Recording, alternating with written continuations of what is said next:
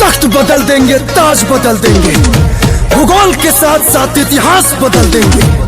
रोक देंगे सिंध का पानी, त्राही त्राही मच जाएगा। लाहौर में गुजेगा वंदे मातरम, कराची जय हिंद चिल्लाएगा।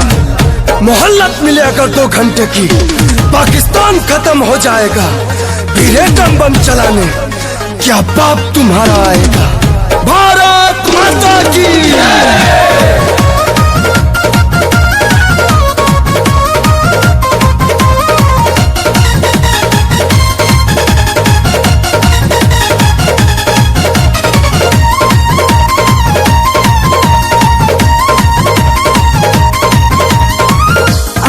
जे देखाई दुश्मन मारब मोर ऐलान बाटे।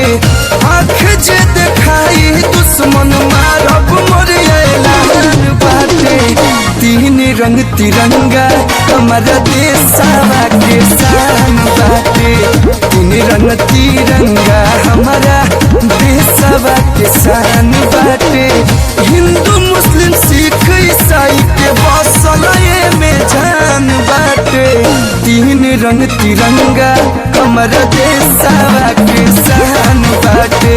3 रंग तिरंगा हमारा देशवा के शान बाटे।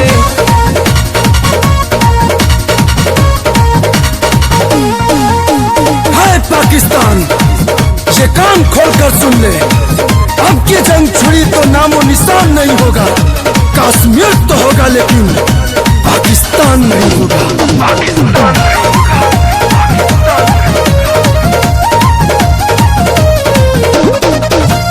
एक खातिर वीर कुंवर सिंह दुश्मन से लड़ी गईले। राजगुरु सुखदेव जी फांसी पर चढ़ी गईले। आग जो बुझा सके वो दम है सिर्फ पानी में। आग जो बुझा सके वो दम है सिर्फ पानी में। और हिंदुस्तान को झुका दे वो दम कहाँ पाकिस्तानी में। तहारा एक खातिर वीर कुंवर सिंह दुश्मन से लड़ी गईले। भगत सिंह खुदीराम जी फांसी पर चढ़ी गईले। मंगल आजाद सुभाष के यही में निशान बाटे।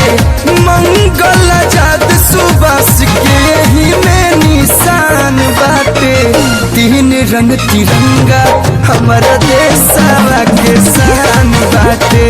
3 रंग तिरंगा हमारा देशवा के शान बाटे।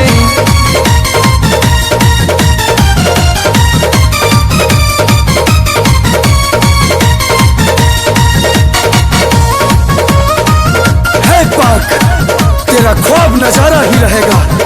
तू किस्मत का मारा है, मारा ही रहेगा। तेरे हर सवाल का जवाब करारा ही रहेगा। क्योंकि कश्मीर हमारा है और हमारा ही रहेगा। आन बान शान है तिरंगा हिंदुस्तान के।